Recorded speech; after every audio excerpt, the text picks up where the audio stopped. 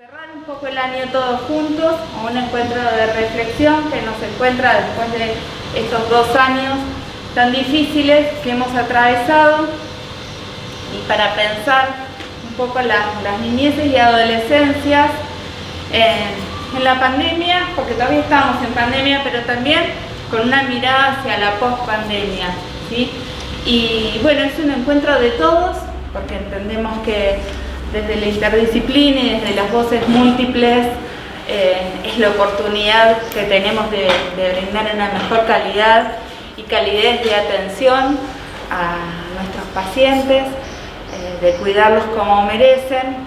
Y bueno, un poco la idea es que vamos a compartir un conversatorio, pero previa a eso, nuestro director asociado nos va a el director ejecutivo nos va a compartir unas palabras. Después vamos a mirar un video que grabaron nuestros compañeros, y para abrir los conversatorios con el doctor Mario Rovere y con la doctora Virginia López Casariego. Bueno, nada, simplemente agradecer la presencia de ustedes y por sobre todas las cosas agradecer la presencia de gente de lo que es conocido como 4 y 51, la Escuela de Gobierno de la provincia de Buenos Aires, del Ministerio de Salud, bueno, con su director, el doctor Mario Rovere, en el cual ha guiado en colaboración con toda la gente que lo acompaña, ha guiado esta escuela y ha dado incluso cursos y están dando toda una serie de cosas muy importantes en estos casi 2 años ya que tenemos de pandemia, y nos ha servido mucho para guiarnos en toda esta situación, con una presencia importantísima, con un cambio de una estructura educativa y de investigación muy importante para lo que es el Ministerio de Salud de por sí y lo que es para la provincia de Buenos Aires en general.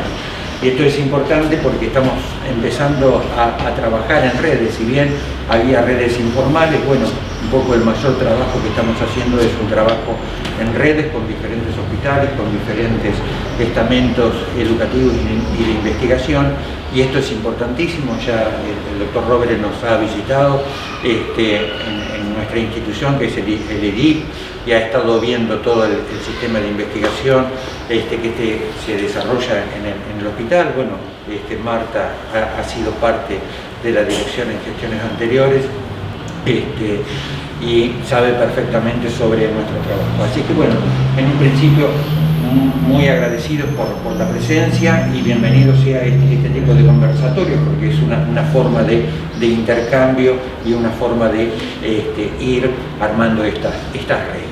Por lo menos en esta situación de diálogo es importantísimo la presencia de la escuela. Gracias.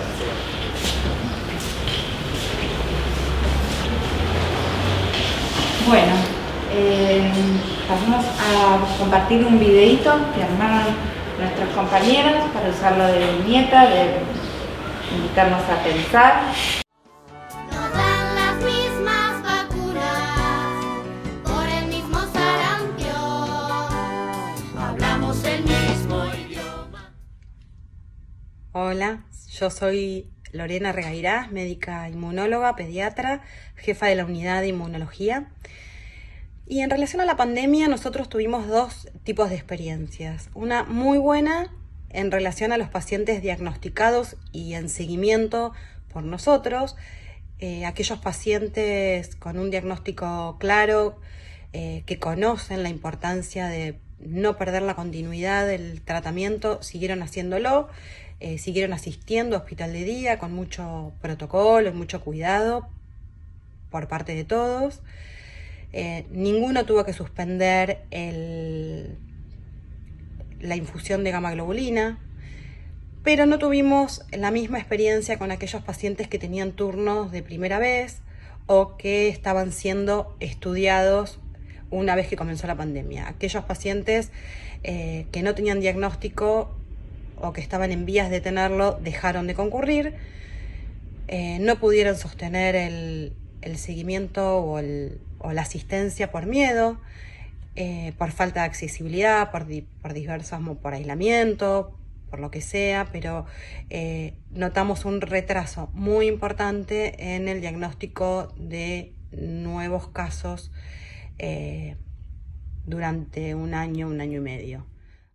Buenos días, soy Marta Vinuesa, médica del Servicio de Enfermedades Infecciosas del hospital, y fui convocada para esta charla teniendo en cuenta la oportunidad de pensar o reflexionar sobre las pérdidas de los derechos adquiridos durante la pandemia.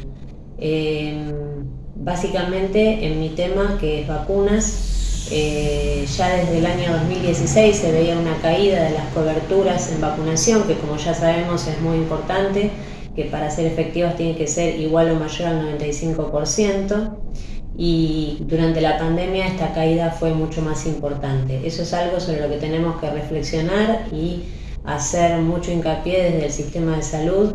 Las vacunas son un derecho para niñas, niños y adolescentes y para toda la población en general, y marcan un hito, tanto las vacunas como el agua potable, en lo que es la salud de la comunidad en cuanto a la supervivencia y a la mejora de la calidad de vida. Sabemos que tenemos un calendario nacional muy importante, superior al de muchos países de Latinoamérica y al nivel de cualquier calendario del mundo, y en nuestro caso las vacunas son gratuitas, por lo tanto es un derecho que todos los niños deben acceder, y nosotros somos los que tenemos que ser la cadena que lleve, transmisora, que lleve este beneficio a toda la población.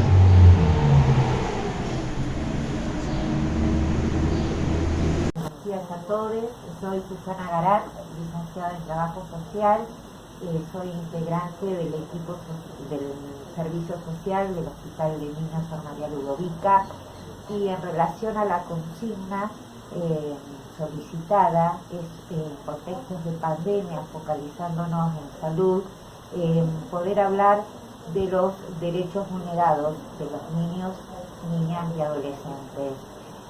Como producto de una construcción colectiva y un pensamiento colectivo desde el servicio social, desde nuestro servicio, podemos decir que en la pandemia vimos algunos aspectos que tuvieron efectos subjetivos en la vida de la población con la que trabajamos. Por ejemplo, la imposibilidad de niños y jóvenes de tener instancias de participación en diferentes espacios, la falta de acceso a las instituciones escolares, que son aquellas instituciones que pueden aportar la mirada externa del niño, de los adolescentes, y sobre todo los que nos conectan con la vida cotidiana de ellos. La falta de atención de los organismos de promoción y protección de derechos, que eso es fundamental en lo que es la garantía de los derechos de nuestra población. Y la falta de espacios de socialización con sus consecuencias, ¿no? El aislamiento ha provocado en muchos de los niños y niñas la falta tardía, de la incorporación, mejor dicho, de tardía de pautas de desarrollo, la falta de contacto con referentes adultos y pares, niños, familia, instituciones, bueno, todo eso lo vamos observando, y bueno, ha tenido muchos efectos que lleva ahora una tarea y un proceso de revertir esto en el tiempo. Buenos días, mi nombre es María Laura Ciña, soy jefa de los días lunes de guardia del Servicio de Emergencias de este hospital. Con respecto a nuestra experiencia laboral en esta etapa de pandemia, nos encontró con un 2020 con una disminución abrupta de la consulta pediátrica, y con un 2021 que superó ampliamente la demanda de atención, donde las consultas prevalentes fueron generalmente la patología respiratoria, que se trasladó del mes de junio al mes de septiembre con una alta ocupación de camas, excediendo la capacidad de nuestro hospital. Pero fueron las consultas de adolescentes los que nos sorprendieron en aumento, quienes requerían intervención por el Servicio de Salud Mental, como por ejemplo intentos de autoeliminación, autolesiones y trastornos conversivos, entre otros. Con respecto al grupo etario de los más pequeños, evidenciamos la falta de controles de salud, un calendario de vacunación incompleto, la falta de seguimiento por especialidades, sobre todo en aquellos pacientes con enfermedades preexistentes.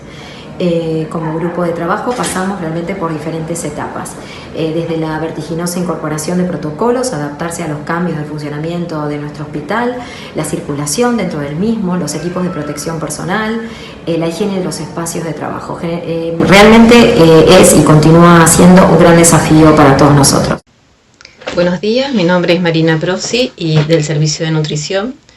Y nosotros consideramos y analizamos que en esta situación de pandemia nuestros pacientes fueron afectados de diferentes situaciones. Vemos patología crónica compleja, ya que nutrición es transversal y abarca casi todas las patologías, y en ese grupo de pacientes los traslados fueron lo que más afectaron: el acceso a la consulta, el acceso a la posibilidad de búsqueda de tratamiento, de medicación, de receta, y el acceso a algunas terapias de rehabilitación que perjudicaron, empeoraron su enfermedad de base. Algunos requerimientos, como ciertas cirugías que necesitaban los pacientes neurológicos, por ejemplo, en situación de imposibilidad de vía oral y que necesitaban una sonda, fueron postergadas, muy diferidas. Y otros vinieron con su morbilidad, que nosotros podemos prevenirla en los controles frecuentes, tanto como desnutriciones, trastornos hidroelectrolíticos, diarreas, pérdidas de peso. Eso es a lo que hace la patología crónica que tratamos en general. Y con respecto al otro grupo de patologías, la más frecuente es el aumento de la obesidad en pandemia, ya descrito. Pacientes aumentó tanto en su frecuencia, aumentó en sus complicaciones, aumentó la morbilidad de ellos, y pacientes que no eran obesos aparecieron con obesidad, con un promedio de aumento de 8 a 10 kilos en pandemia. Con respecto a los trastornos de la conducta alimentaria, se duplicó, y quizá mayor en algunos de los casos, se duplicó la consulta, y la forma de presentación era más grave y requería mayor internación. Así que, resumiendo, podemos decir que, que el acceso a los traslados, muchos pacientes nuestros con patología crónica y pensión provincial perdieron el acceso a programas como el Alimentar o programas productivos. Fue salteado bastante con la posibilidad de tener WhatsApp algunos de sus requerimientos. Eso nos mejoró en la posibilidad de comunicación con ellos, pero en general podemos decir que el resultado fue el agravamiento de sus situaciones.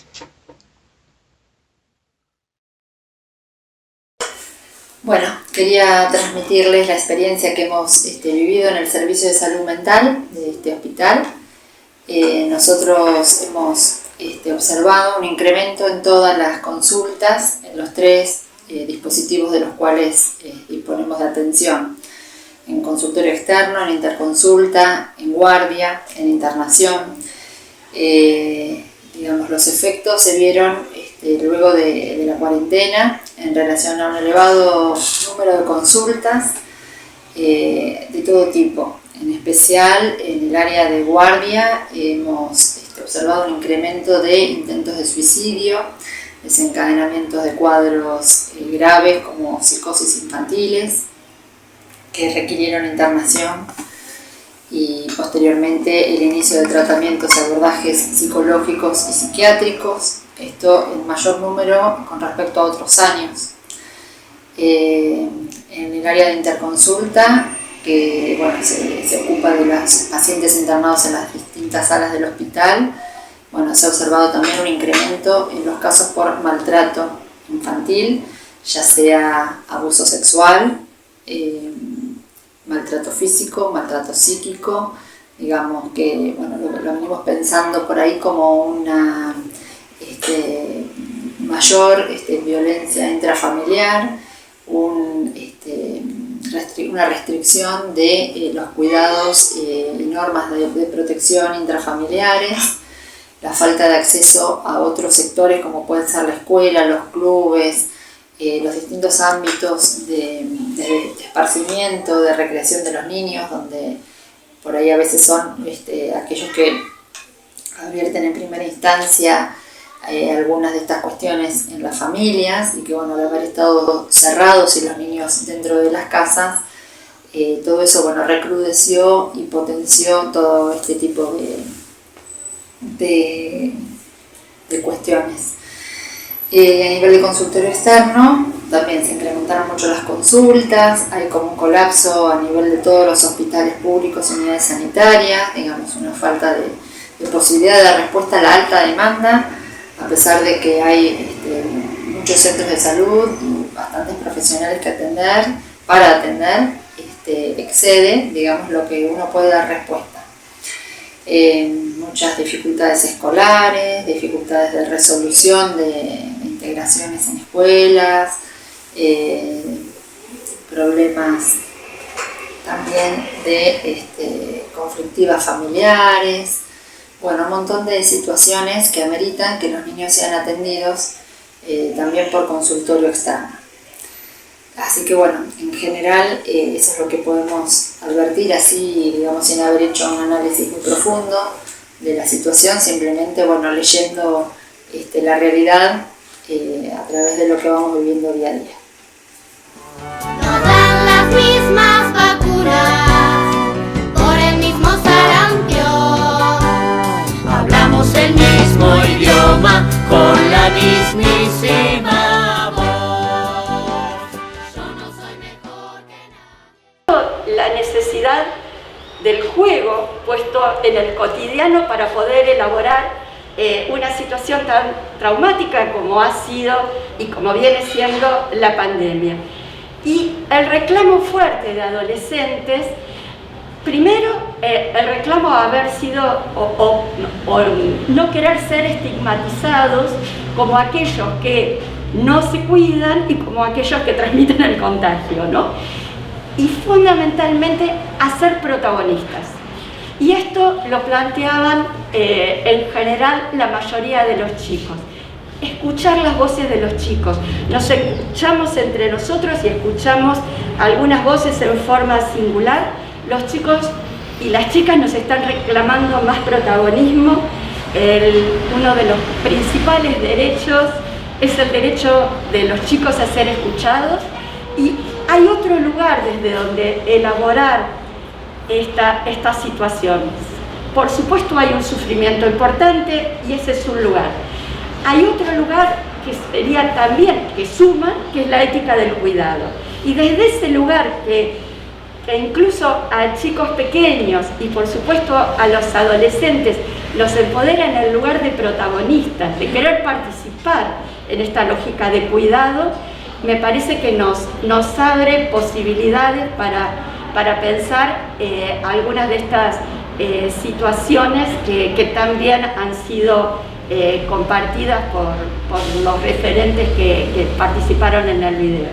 Así que bueno, con interés en seguirlos escuchando y que podamos sostener el espacio de diálogo. Bueno.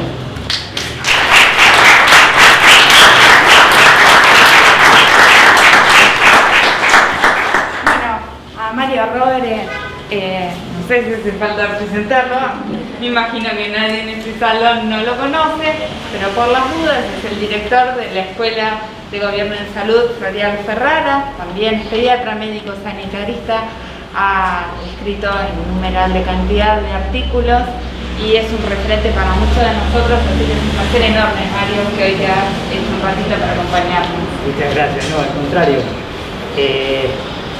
Sacar esto porque ni yo me escucho. La verdad es que no, una oportunidad siempre fantástica, digamos, de poder estar directamente, podríamos decir así, donde las cosas ocurren. Ustedes saben, nosotros estamos trabajando con el apoyo de Susana y con la presencia de Virginia, tratando de profundizar de alguna manera en las políticas públicas del Ministerio, en cierta manera en una forma subordinada, porque digamos, nuestro rol es un poco como de interpretación de esas políticas y al mismo tiempo transformarlas en propuestas educativas, pero también, digamos, esa interpretación también es un fenómeno inverso, es la interpretación de lo que está pasando concretamente con la población y en los servicios de salud, como para transformarlo de alguna manera en inquietudes, consolidarlas. En el caso de la pediatría o de la salud de niños, niñas y adolescentes, lo que nos pasa es que vivimos una situación muy peculiar, digamos, así que la primera cosa que creo que podríamos ponernos más o menos rápidamente de acuerdo es que fue un periodo de retroceso en la visibilidad en la política pública, digamos, podríamos decir así, de nuestros pacientes, digamos, literalmente hablando, comparado, digamos, con otras circunstancias, hasta el peso simbólico de que a lo mejor una cama de terapia intensiva pediátrica podía reconvertirse en una cama de adultos, porque, bueno, ese es un mensaje, podríamos decir así, que desorganiza, incluso, digamos, venía pensando como una cosa muy llamativa, digamos, que ahí en la Facultad de Psicología, digamos, tienen baños comunes, no hay baños de varones y baños de mujeres. Entonces, la de comunicación social, perdón, y uno entra, de repente, pero los baños, de repente uno entra a un baño unisex, pero tiene mingitorio, digamos, parado, digamos. Entonces, es una cosa que uno dice, bueno, me desordenó todo mi mapa mental, digamos. Y bueno, tener pacientes adultos en un hospital de niños me desorganiza de alguna manera la cabeza, digamos, pero también me indica qué es lo que pasa en los tiempos especiales, y esos tiempos especiales también nos invitan a revisar la normalidad. O sea que de alguna manera, voy a decir una cosa media de perogrullo, digamos, pero resulta que la normalidad no era tan normal, digamos. O sea que nosotros nos habíamos acostumbrado a una forma, a un orden, a una organización de la vida y de la sociedad, que de repente uno empieza a mirar para atrás y ahora, a 2 años vista, dice, a ver, revisemos un poco, digamos, estás tan nostálgico, digamos, de aquella normalidad perdida. Entonces, ¿el sueño es volver a esa normalidad perdida o hay, digamos, otras normalidades que construir en este contexto, hasta cosas que nos pasan? No sé si a todos les ha pasado, pero a mí por lo menos me impacta mucho, digamos. Podríamos decir que este objeto se ha vuelto una especie de protector universal, digamos. O sea, yo creo que no recuerdo haber pasado 2 años seguidos, digamos, sin un grado, digamos, de fin, ni 37.1, digamos, ¿no? Ni con la AstraZeneca, digamos, para decirlo, pero esa no es culpa de esto. Pero bueno, quiero decir, cosas que pasaron incluso en el año 1, digamos, donde también bajaron las respiratorias de los pibes, digamos, porque estábamos todo el mundo, de alguna manera, digamos, esto no es exclusivo para coronavirus. Ahora, a mí me parece que lo que nosotros estuvimos escuchando recién es algo que señalaba también Virginia, es algo maravilloso, porque nosotros venimos de una tradición que no podemos explicar bien, digamos, que es una brutal separación entre la clínica individual y el pensamiento colectivo. Es algo que se ha ido constituyendo como una tradición, incluso en muchos casos podríamos decir que los estudios de salud pública en el grado eran una especie de vacuna, ¿no? O sea, que digamos que cosa de me vacuno bien de esto, que nunca más quiero volver a escuchar nada de esto, digamos. A algunas personas no le prende bien la vacuna y terminamos estudiando esto, pero digamos, la verdad es que cuando yo comencé a hacer salud pública, la mayoría de los médicos que hacíamos salud pública éramos pediatras. Pero así abrumadoramente, podríamos decir así, 9 de cada 10 médicos que hacíamos salud pública éramos pediatras. Pero la pediatría, yo creo que la pediatría social, digamos, entraba por el consultorio. O sea que, y creo que además quienes trabajaron en privado y en público al mismo tiempo, digamos, notaban mucho que las patologías que veían a la mañana tenían poco que ver con las que se atendían a la noche, digamos, o a la tarde-noche. Entonces, digamos, necesariamente tenés que reflexionar sobre eso. Digamos. No estoy seguro que pase lo mismo en nefro, digamos, o que pase lo mismo en cardiología, digamos. Pero en pediatría sí pasaba claramente. Entonces lo social se instaló de hecho, digamos. La comisión, yo digamos, participé del primer congreso de pediatría social de Huerta Grande, fue el año 74, digamos, de recién recibido, digamos. Pero ahí empezó a aparecer el tema de tenemos un lugar para pensar de esto.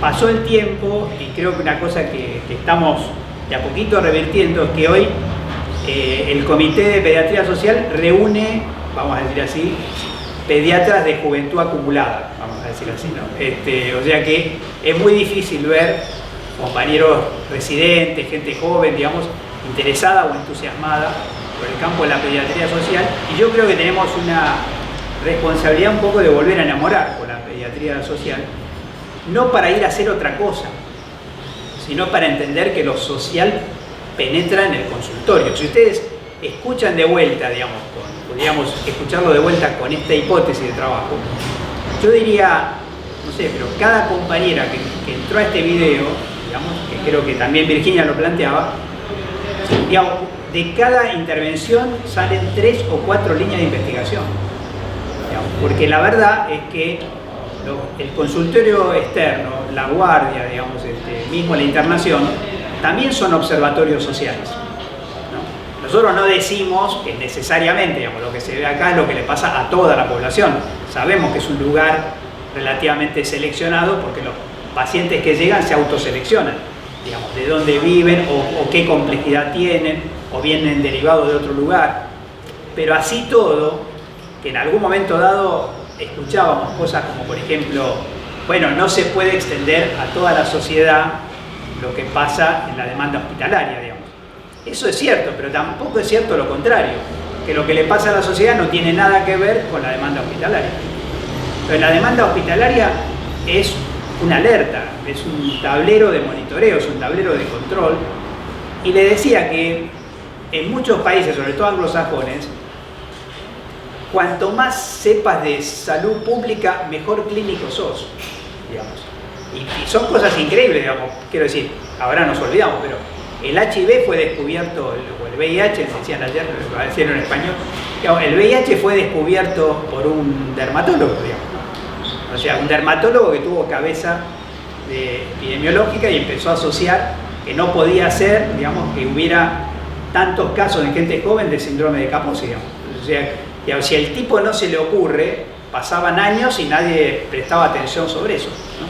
Entonces, yo creo que más que tirar hacia lo social o hacia la salud colectiva o hacia la salud pública versus la clínica, digamos, creo que tenemos que hacer un esfuerzo de síntesis nueva que quizá, usamos un poquito esta provocación, digamos, alguna suerte de clínica ampliada, digamos, que nos permita entender también el rol, digámoslo así, el rol que tenemos nosotros en la detección precoz vinculado a los propios problemas de salud. Imagínense la responsabilidad, ustedes saben, digamos, un médico chino que empieza a decir que había una cosa media rara, el tipo casi va preso, digamos, por decir eso, que después resulta que estaba detectando muy precozmente, podríamos decir, perdimos 3 semanas quizás, por eso, digamos, de una enfermedad que termina afectando, digamos, a todo el planeta y parando a todo el planeta.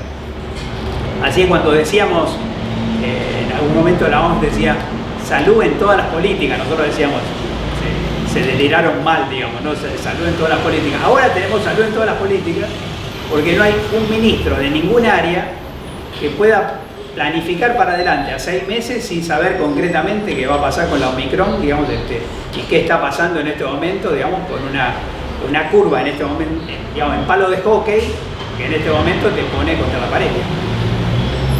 Ahora, para nosotros creo que sentimos quizá a nivel de la escuela lo mismo que ustedes están sintiendo a nivel individual, digamos, que es, digamos, el regreso del sujeto niños, niñas y adolescentes, ¿no? Como decía Virginia, el regreso no hablando por ellos, sino hablando con ellos, digamos, porque ha sido una brutal experiencia de aprendizaje, ¿no? Yo no quiero poner sobre la mesa algo que lo elogie del tipo resiliencia, digamos, o cosas por el estilo, pero quiero decir, ningún pibe va a ser igual después de la experiencia de estos 2 años, ¿no? Yo cada tanto, cuando me toca hablar de esto, me remito a mí mismo porque no tengo otra, digamos, pero es también una declaración de edad, digamos, pero yo perdí 1 año por la epidemia de polio,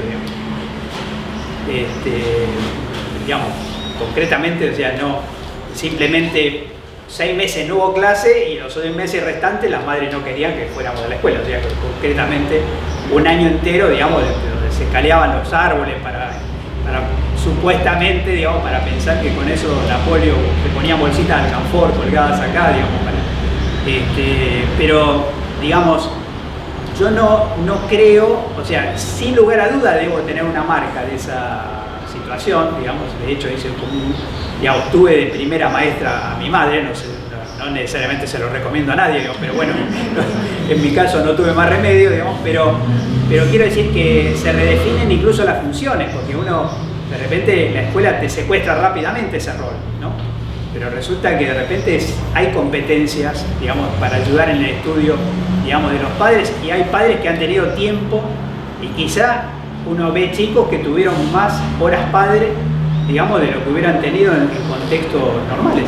Y ahora quizás están haciendo el duelo de que dejó el padre de teletrabajar y ahora a quién molesto, digamos, ¿no? O sea, que si resulta que se va a trabajar de verdad a un lugar físico, ¿no? Entonces, todas estas cosas me parece que yo, vamos a decir así, sin elogio de las crisis, digamos, porque definitivamente lo mejor que puede pasar es que no ocurran, digamos, pero si ocurren, lo mejor es aprovecharlas, digamos, porque, digamos, si ocurren y las aprovechamos, se producen muchos aprendizajes, se producen muchas deconstrucciones y desnaturalizaciones de cosas que todos creíamos que espontáneamente iba a ocurrir, y súbitamente empezamos a pensar en cosas que no habíamos tenido presente antes. También me viene a la memoria algo que lo compartimos en su momento con Virginia, digamos, la SAP llamó a un evento excepcional, ahora de repente hubo una pelea entre Mendiguren y Cavallo, digamos, la gente ahora se acordó de vuelta de la crisis del 2001, pero en el 2001 la SAP organiza un evento para ver lo que estaba pasando.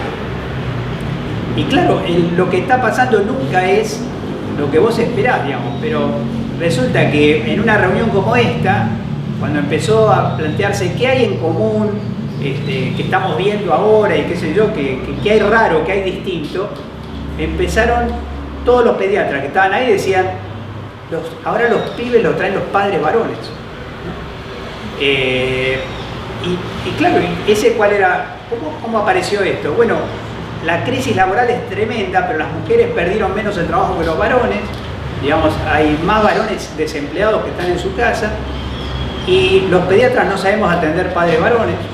Te decían esas cosas, lo estoy recordando prácticamente ahora, casi veo las caras, digamos, de las personas contándolo ahí en el salón de Gian Antonio, digamos, de la SAP, y empezaba a aparecer el tema, y además no sabe nada, digamos, sobre el pibe. Entonces vos, digamos, le decís, y tiene la vacuna tal, que sé yo, en esa época ni siquiera había celular tan frecuente como para decir, pero ahora, bueno, le preguntás algo y dice, espera un segundo, digamos, no le llama por el celular. Bueno, ese fenómeno, digamos, fue un fenómeno que de repente, era como si la pediatría de repente descubriera que había padres varones, digamos. O sea, que como, y yo lo he escuchado, a mí me lo han comentado, bueno, en realidad la pediatría es una medicina de madres, digamos, y la madre es el primer recurso pediátrico que tenemos, digamos, porque además uno invierte mucho en el primer hijo, porque lo que aprende la madre, digamos, después no te lo pregunta en el segundo y en el tercero. Bueno, ahora la madre tiene un solo chico, digo, pero se va complicando la cosa. Pero es verdaderamente donde yo veo que las crisis pueden producir una oportunidad de aprendizaje extra Yo diría, no hay elogio, pero aprovechémosla para repensar y repensarnos, digamos. Y también el tema de las especialidades, que a mí me parece, digamos, a mí me tocó estar en la organización de una carrera de medicina, ¿no? Y ahí me di cuenta de algo que me pareció significativo, que es que, digamos, nosotros hacemos un gran esfuerzo para que la medicina sea una sola profesión. Pero la verdad es que las especialidades y las subespecialidades, digamos, se van organizando como profesiones, muy particularmente si tienen monopolio de práctica. O sea, digamos, si esta práctica solo la puede hacer una persona que tenga esto, esto, esto y esto, se va haciendo como un árbol, digamos, ¿no? Donde cada rama tiene tal autonomía que parece que en realidad es una profesión. Esta pandemia nos puso frente a la necesidad de recuperar la esencia de nuestra profesión. Digamos, independientemente de la especialidad que tengas, primero sos médico, independientemente de la profesión que tengas, primero sos pediatra, digamos, porque la enfermedad no se deja atrapar. Hay un trabajo en este momento dando vuelta para poner en debate a los terapistas intensivos que dice, digamos, está publicado en el Lancet, digamos, que se ha interpretado como neumonía imágenes que también podrían ser edema agudo de pulmón, digamos, porque hay modificaciones y pacientes tratados como edema agudo de pulmón, digamos, tuvieron reacciones positivas frente a trabajos hechos en la Argentina. Entonces, digamos, que ¿quién es el especialista en COVID? Digamos, tenemos un covidólogo, digamos. Me parece que lo que está pasando es que, digamos, nos saca de la zona de confort, digamos, ¿no? Vos tenés una especialidad, tenés tus patologías, digamos, tenés tus respuestas y ahí está todo, digamos. Ahora no, digamos. De repente se empieza a entremezclar, digamos, y empiezan a aparecer problemas nuevos, problemas complejos. Cierro con esto comentándoles que a nosotros nos queda muy claro en el mundo de la responsabilidad que tenemos en formación, en el mundo de las residencias, que hay un sueño, digamos, de las residencias interdisciplinarias. De hecho, tenemos algunas, como el caso de la PRIM, digamos, en el PAS. También hubo RISAM, que era una de salud mental, digamos. Hay una en Ciudad de Rieps, que es de educación para la salud, que es de muchas especialidades. Nosotros creemos mucho en la interdisciplina y al mismo tiempo creemos que nadie después sale bien para el mercado de trabajo si tiene un cartón que dice, digamos, soy especialista en niños, ¿no? O sea, evidentemente hay un juego, digamos, que tiene el espejo con el... Entonces, lo que estamos pensando y planteando son trayectos interdisciplinarios dentro de las residencias lineales, ¿no? ¿Y eso qué nos permite? Nos permite, digamos, cada vez que surge un problema complejo o hipercomplejo, buscar respuestas, digamos, en todo el equipo. Yo creo que lo que nosotros hemos escuchado en el video tiene un poco ese sentido, digamos. Si nosotros hacemos un intertexto, es decir, vamos juntando los aportes de cada compañera, digamos, en relación a lo que vieron, lo que observaron, etc., reconstruimos la película, ¿no? Yo, sinceramente, escuché, digamos, el video antes, pero en este momento me da ganas de volver a revisarlo, extrayendo, por así decir, los posibles temas de investigación que salen de la intervención de cada compañero o compañera. Entonces, hay algo de eso que es, bueno, hay problemas que se dejan atrapar en las especialidades y subespecialidades y otros que no. Y creo que lo interesante es que seamos nosotros lo suficientemente plásticos como para poder jugar, digamos, en esos recorridos. Cierro varias veces, pero creo que esta es de verdad. La responsabilidad que tenemos en la Ciudad de La Plata y en los hospitales de la Ciudad de La Plata. La región 11 tiene una concentración enorme de inversión en residencias y dentro de la Ciudad de La Plata este hospital, o sea, podríamos decir así, es el hospital con más residentes de toda la provincia. ¿Es correcto o es incorrecto? Seguramente alguien que hiciera una métrica diría no. O sea, hay que residente por habitante, por ejemplo, podría ser una fórmula, digamos. Salvo que desde la misma estructura educativa vayamos pensando e imaginando, digamos, que no es un hospital para los que entran espontáneamente por la puerta del hospital, sino que es el hospital de referencia de toda la provincia, digamos, y que una parte significativa de lo que uno aprende es justamente, digamos, esa lógica. Creo que tenemos experiencia, ustedes también la tienen, quiero decir, pero lo refuerzo, en el sentido de nosotros deberíamos evaluar no solamente cuántos residentes se quedan en el hospital, digamos, que probablemente no tengamos mucha mayor capacidad de absorción, pero sí cuántos residentes se quedan en el sistema, digamos, cuántos residentes se quedan en los hospitales provinciales, cuántos residentes se quedan en los hospitales municipales, digamos. Y además de eso, cómo los ex residentes nos ayudan a la penetración territorial, digamos. Quiero decir, yo acompañé mucho la historia del Garrahan, digamos, y hoy una cosa muy curiosa, digamos, un jefe de servicio del Garrahan que quiere concursar, digamos, tiene que saber de redes. Si no sabe de redes, pierde el concurso. Y básicamente porque el Garrahan desarrolló su propia estrategia de existencia territorial, y ahí sale todo, telesalud, ustedes ya saben eso, digamos, fundamentalmente por una serie de condiciones que no les voy a contar ahora, pero que le dio un carácter, digamos, imprescindiblemente federal, digamos. O sea, hoy, gracias a los ex residentes del Garrahan, hay pibes en San Juan, digamos, que no viajan a la ciudad de Buenos Aires para hacerse, digamos, sesiones de quimio, porque lo pueden hacer, digamos, en la ciudad de San Juan. O sea, se pensó de esa manera, digamos, y empezó a desfuncionalizar un hotelito que tenían ahí pegado, que era, digamos, ya no había espacio en el hotel para poder tener tantos pibes que venían a hacer cosas que al final después se podían hacer también en cualquier ciudad mediana o en cualquier capital de provincia, ¿no? Esto creo que lo podemos seguir pensando. Ya sé claramente que no estoy inaugurando nada, que eso ya está pensado, pero creo que lo tenemos que organizar mejor para que la gente diga, vale la pena, digamos, tener la inversión que tenemos en la región 11 porque, digamos, porque está al servicio de toda la provincia. Así que bueno, básicamente eso quería compartir con ustedes, contarles que la escuela está no solamente a disposición con lo que está haciendo, sino también a disposición de escuchar propuestas, digamos, para nuevas líneas de trabajo. Aprendimos algunas cosas, un montón de teleeducación, digamos, que nos ha permitido llegar a todo el territorio. Antes la escuela era muy de la gente que podía llegar, ¿no? La virtualidad nos permite llegar a toda la provincia y creemos que teleeducación y telesalud pueden hibridarse muchísimo y aprovecharse mucho más. En última instancia, una interconsulta también es una actividad educativa, ¿no? Así que podríamos pensarlo también de esa manera. Bueno, muchísimas gracias por la invitación.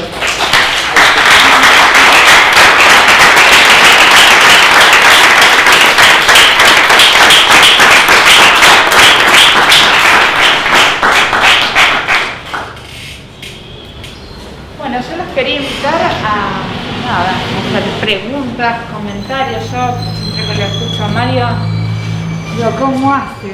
Siento una admiración por la facilidad de palabra que tiene, bueno, muy grande. Pero seguramente él esté interesado en escuchar más allá de las compañeras que estuvieron grabadas, reflexiones de ustedes, preguntas. Lo mismo Virginia, Susana.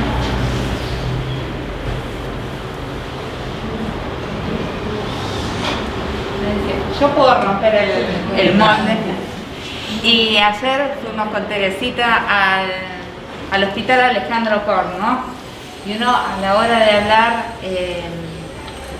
pensando en pediatría, en la provincia, en la distribución de recursos humanos, en la dificultad que ello tiene, en la necesidad de planificación. Y digo, un hospital que no estamos hablando de la provincia, estamos hablando de ¿cuántos kilómetros son? 15 kilómetros. Y están sin pediatras, con una escasez muy grande de pediatras. Las dos pediatras que estaban nos referían que ya se formaban a los pocos que iban a rotar, se subían a las ambulancias para hacer los traslados de cosas que en realidad no tenían necesidad de ser trasladables, pero como no tenían posibilidad de internación, no les quedaba otra. Y de pensar el sistema de salud y comprometerse, digo, uno como profesional de la salud, ¿no? esto, de pensarlo por fuera de lo que pasa en mi casa, que es mi hospital, en todo caso. La verdad es que con Tere nos íbamos con esa sensación, decíamos, cuando escuchás al otro, decís, yo tengo todo, ¿no? La verdad, acá adentro, después en el cotidiano nos quejamos y obviamente uno siempre se queja, lo mismo nos pasa en nuestras casas, no puede hacer la misma transposición desde lo social. Pero bueno, les quería compartir esta reflexión, tuvimos algunas líneas, nos invitaron a compartir algunas líneas de colaboración, ¿no? Con un hospital que está acá cerca y de la necesidad de que nuestros residentes vayan a conocer, a ver si alguno se enamora, y es un poco también alguna idea de línea de trabajo que tiene Eduardo, ¿no? Sí, particularmente eso es una de las cosas que habitualmente se lo transmitimos a los residentes que pasan, en el caso nuestro del servicio de enfermedades infecciosas, ¿no? Donde, bueno, ahora en este momento yo estoy en una sala que es una sala COVID, donde la mayoría de los pacientes que ingresan tienen diversas patologías para diagnosticar o descartar COVID, y justamente hoy hablábamos de que teníamos un paciente derivado con un síndrome urémico hemolítico que está con una colopatía y está muy grave, ahora lo van a meter en quirófano, y nosotros veíamos que todo lo que llegamos a la mañana y ya a las 9 de la mañana ya teníamos todo preparado, ya teníamos todas las interconsultas, sabíamos todo lo que teníamos que hacer, y le decía yo a las chicas que están conmigo en la sala, bueno, aprovechen sobre todo para sacar el jugo, para aprender esto, y porque esto lamentablemente en algún momento, si quedan acá, lo van a poder seguir trabajando de esa manera, pero les va a pasar que a muchos van a tener que estar, como el médico que lo recibió en Arrecifes a este chico y lo tuvo que trasladar anoche, y bueno, ha cambiado muchísimo, para bien, creo. Yo hace 25 años que estoy en el hospital y veo que la evolución de que, bueno, se ha formado mucha gente, y mucha gente ha podido ir a otros hospitales, como en el hospital de Berazategui, el hospital Iriarte, de Quilmes, y bueno, y a veces uno se pone a pensar cómo ha evolucionado eso y qué bien que ha hecho el hospital para formar gente y que esa gente pueda ir a otros hospitales. Se nota, por ejemplo, en los pacientes cómo vienen derivados. Yo me acuerdo cuando empecé la residencia, a veces pacientes que venían derivados de hospitales subzonales o zonales, y bueno, por todas las circunstancias de que un solo médico que tenía que subirse a la ambulancia, el paciente no venía en las mejores condiciones, y ahora los pacientes vienen de la mayoría de los hospitales del conurbano, vienen perfectamente derivados, y uno se da cuenta que la gente que está ahí, por lo que charla, por lo que habla, cuando recibe una interconsulta o lo que sea, la formación, y bueno, en general en toda la provincia hay residentes que se formaron acá, y bueno, y eso a uno le llena de orgullo, más allá por el hecho de haber tenido la oportunidad de pertenecer a este hospital, de decir, la pucha, toda la gente que conocí, que se formaron, están en la provincia con sus problemas, con sus falencias, con sus dificultades, pero lo bien que se han formado y lo que pudieron haber aprovechado todo esto, y que bueno, ahora tuvimos una oportunidad única, que fue en este tiempo de que mucha gente se ha podido quedar por una cuestión generacional de que muchos años no había la posibilidad de entrar al hospital. Ahora tenemos mucha gente que se ha formado. En el caso del servicio de enfermedades infecciosas pasamos de ser 4 personas a 15, 16 personas en este momento, entre residentes y todo, y eso es muy bueno porque nos ha permitido crecer puertas afuera del servicio.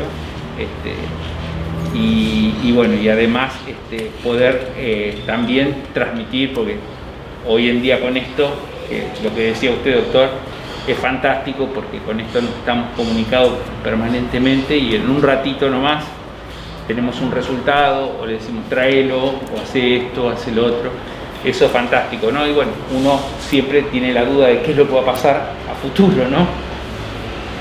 ¿Cómo va a ser esto dentro de 10 años, ¿no?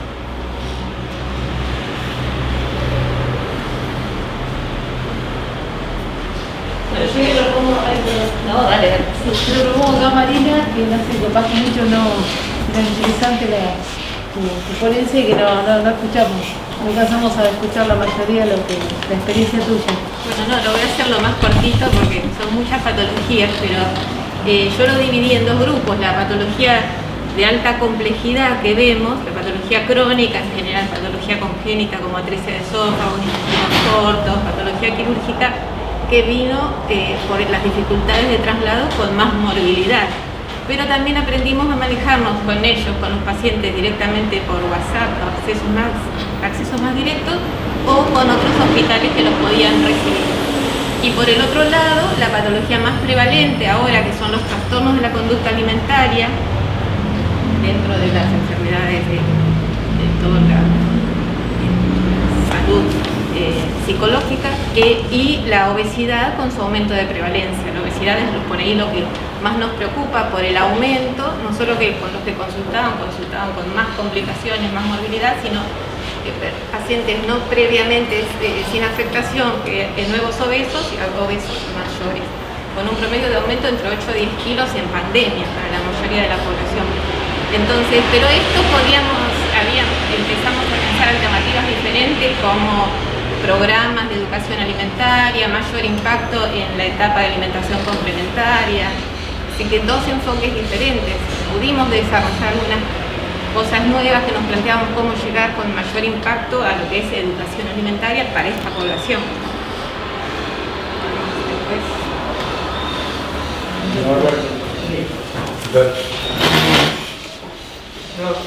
Quería hacer una reflexión yendo hacia el grado académico, ¿no? Y el impacto que pudo haber tenido en la formación del recurso humano, especialmente en las ciencias médicas, ¿no? Y en relación a la pediatría, que es el tema que hoy nos convoca, y fundamentalmente desde una facultad en donde la currícula está muy orientada hacia la patología y hacia el adulto. Entonces, pensar en una pediatría social, en un contexto en donde tenemos una estructura, en donde pediatría conforma 8 semanas de formación de 6 años de estudiante de medicina, y donde durante esas 8 semanas los estudiantes estos 2 últimos años no tuvieron la posibilidad de tener contacto con niñas, niños y adolescentes, y pensar que son sujetos de derecho, ¿no? Y donde permanentemente tuvimos que cambiar, si bien por suerte la pediatría, la medicina no es estática, ¿no? Lo que ayer era la mejor de las verdades, hoy es la peor de las mentiras, ¿no? La posición al dormir lo dice. Hasta ayer todos los pediatras castigábamos el uso de las pantallas y nos dimos cuenta que durante 2 años era la única forma que tenían las niñas, niños y adolescentes de tener contacto con sus padres. El tema es cómo desde la escuela de gobierno se piensa abordar esa falencia, porque no hay otra forma, que tienen algunas facultades de medicina, no son todas iguales. En algunas pediatría es transversal a toda la carrera, pero puntualmente nosotros estamos en la ciudad de La Plata, muchos de nosotros somos egresados. Yo soy docente de pediatría. Y cómo se aborda esa problemática desde la escuela de gobierno, en donde tiene la responsabilidad de la formación en el posgrado.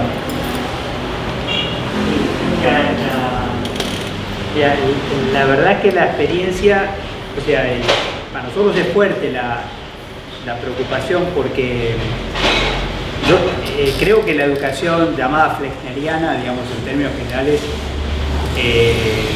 dejaba la pediatría fuera, literalmente hablando.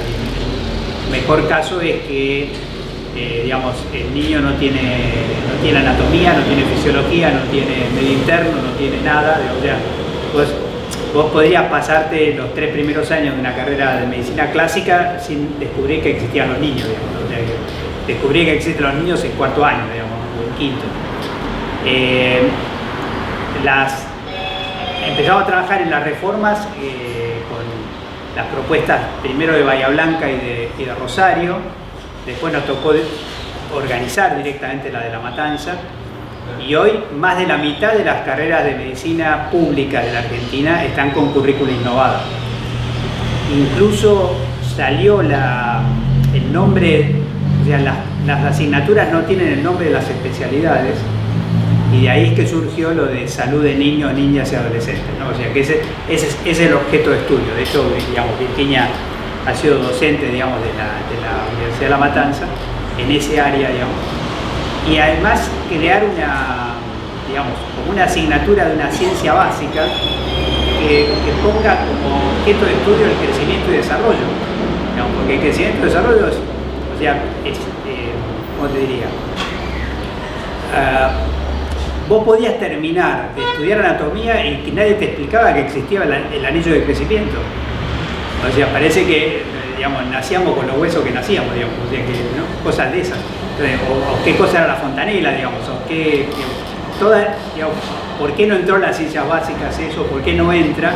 Bueno, porque hay una visión increíble, digamos, de que, podríamos decir, el adulto varón francés, digamos, es lo normal, y todo el resto son desvíos, digamos. Es increíble, pero vos sabés que es un salto raro, pero digamos, en el Código Civil de Vélez Sarsfield pasa lo mismo, digamos. O sea que la normalidad es el adulto varón, digamos. Digo, de la época que se escribió, las mujeres no podían tener cuentas bancarias, digamos, para tener una idea. Entonces y el niño era propiedad del padre, digamos. O sea, podía decir, el padre podía hacer lo que quisiera con el niño. Después, progresivamente, estamos en esta etapa con los derechos del niño, con todo un avance. Así que la primera cosa es que creo que, digamos, ¿cómo te diría? Nos estamos acercando a una etapa que le pasó a Canadá, ¿no? ¿Qué le pasó a Canadá, digamos? Innovó la educación médica, pero los exámenes de residencia no. Entonces, resulta que hoy nosotros tenemos que cambiar el criterio de los exámenes de residencia, porque los exámenes de residencia están premiando a los que estudian con las currículas viejas. O sea que tenemos ese problema, y ya tenemos masa crítica, porque está para graduar Jaureche, está para graduar Mar del Plata, ya tiene graduados Unicen en Olavarría, digamos. Entonces es como absurdo que nosotros, digamos, de alguna manera no valoremos, digamos, esa formación con aprendizaje basado en problemas, con capacidad de autoestudio, digamos, una línea de trabajo muy fuerte. ¿De qué manera pasamos eso al mundo del posgrado? Es una tarea que estamos cotidianamente, digamos, con el equipo de residencias discutiendo eso. De hecho, el diploma de pediatría social está pensado, abierto, pero también, digamos, para incidir en la residencia, digamos, ¿no? Es nuestra primera propuesta en el campo de la pediatría, digamos, pero también se está pensando, por ejemplo, hay una formación en medicina general, un diploma en medicina general, que también está en este momento en curso. O sea que hay varias propuestas que están dirigidas directamente a repensar la formación clínica. Otras son más, bueno, tenemos un curso de dirección de hospitales son más, digamos, digamos así, de salud colectiva. Pero la generación de propuestas en el tramo clínico me parece que nos va a permitir trasladar algunas de las innovaciones que hay en la educación de grado, poder trasladarlas también al posgrado. Coincido plenamente con lo que dice el doctor Sandro, porque también vengo de una formación curricular donde uno descubre a los niños en quinto año más o menos, así que y estudia patologías básicamente, o sea que cuando llega a pediatría descubre que también hay toda una cosa social y por eso no me llama la atención que exista la pediatría social.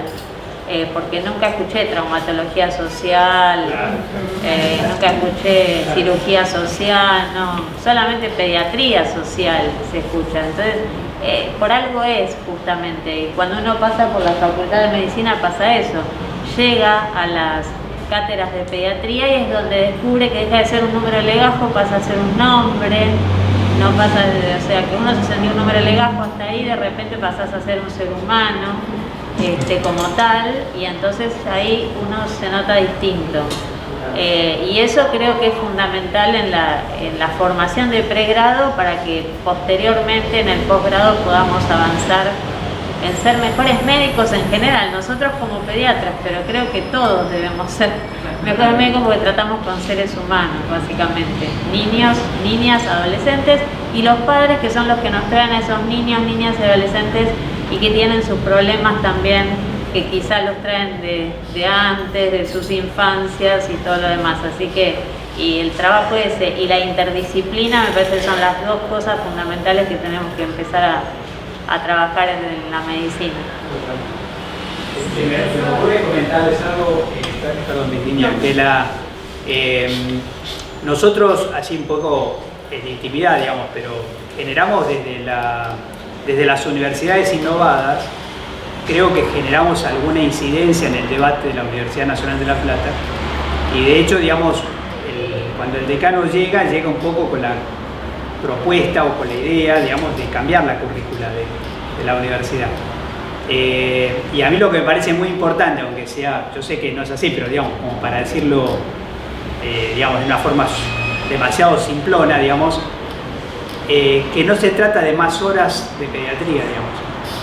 Se trata de repensar la currícula entera, digamos, porque, digamos, desde el principio, digamos, no entra la concepción de la diversidad. Entonces ahí ya está perdido, digamos. Sí, bueno, en línea con lo que planteaba Mario, aparece como el reclamo de los chicos de una cultura adultocéntrica, ¿no? De cómo incluso a veces escuchamos a los chicos, pero desde la perspectiva de adultos. Pero nada, compartir con ustedes que algunas de las preocupaciones que entiendo que compartimos porque los escuchaba, han sido tan fragmentadas que el abordaje actual de problemáticas como malnutrición, como decía la compañera, o de desarrollo infantil, que fue planteado también por otra compañera de trabajo social, de salud mental, aparecen hiperfragmentados. Y es cierto que un hiper complejo va a tener lugar, va a tener cabida para ser pensado más en un hospital de mediana alta complejidad.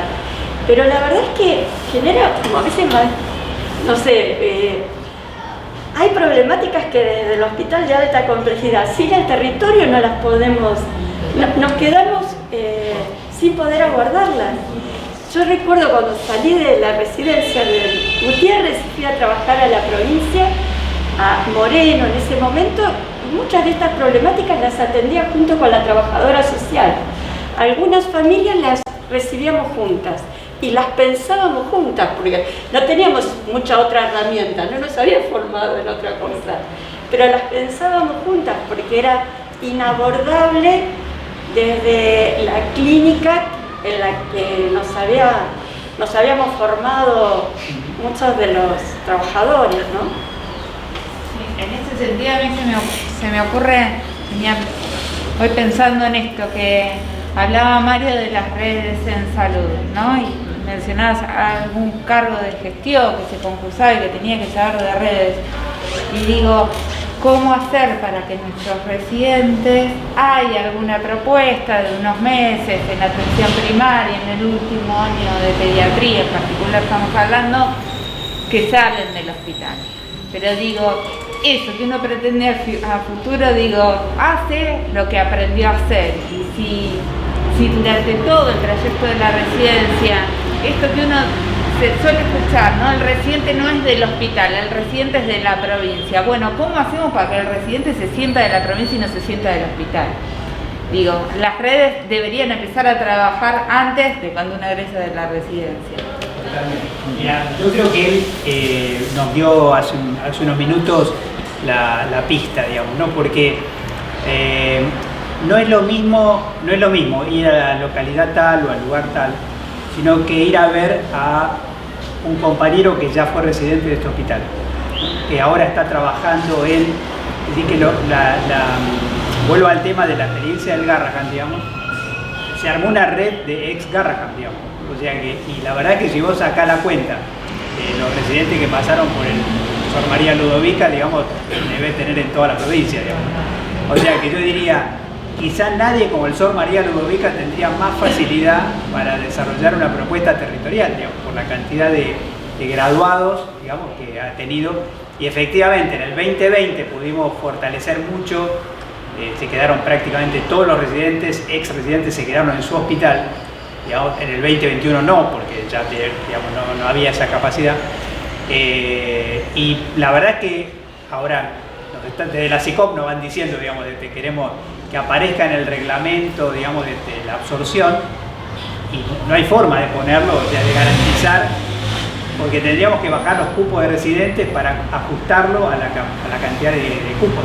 Pero como las necesidades de los hospitales municipales son enormes, digamos, pensamos que cada oleada va a ir ayudando, pero es muy difícil ir al desierto, digamos. Si en vez de eso hay vamos a decir así, hay un núcleo Sor María Ludovica, no sé, digamos, en azul, digamos, entonces vos no vas al desierto, vas a encontrarte con compañeros que ya saben, conocen, digamos, saben qué celular, acá tengo en mi celular, tengo todo lo que tengo que preguntar, digamos, ¿no? Hoy por acá viajan imágenes, digamos, que tengo, claro, sí.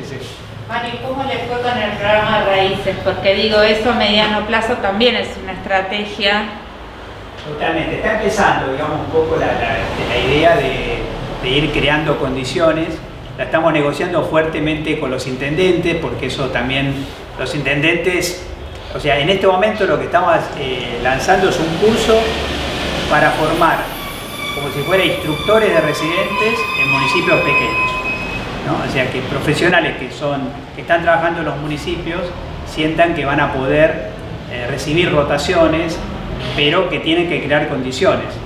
Y al firmarlo con el intendente, digamos, eso significa alojamiento, comida, digamos, definir adecuadamente bajo qué condiciones se hacen esas rotaciones.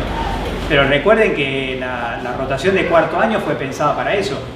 Hay muchas especialidades que no se justifica el cuarto año por el objetivo de aprendizaje, sino por poder devolver de alguna manera, digamos, lo que aprendió uno en 3 años en escenarios nuevos, ¿no? Así que, y lo otro que también pensamos, la rotación laboral, o sea que si un residente, digamos, en el último tiene un acuerdo firme, digamos, de quedarse en un municipio, pueda usar como periodo de prueba, digamos, sus últimos meses de residencia en el lugar donde hay una promesa de quedar absorbido, digamos. Sí.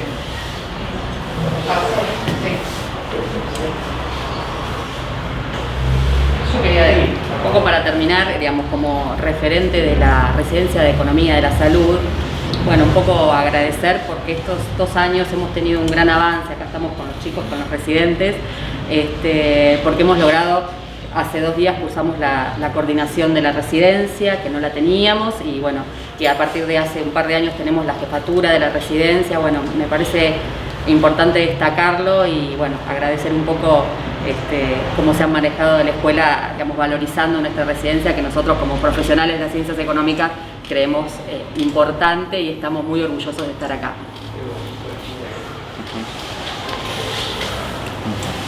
Bueno, Si alguien más quiere. ¿alguien más quiere hacer un aporte? Bueno, entonces no, sin más, los vamos a aplaudir.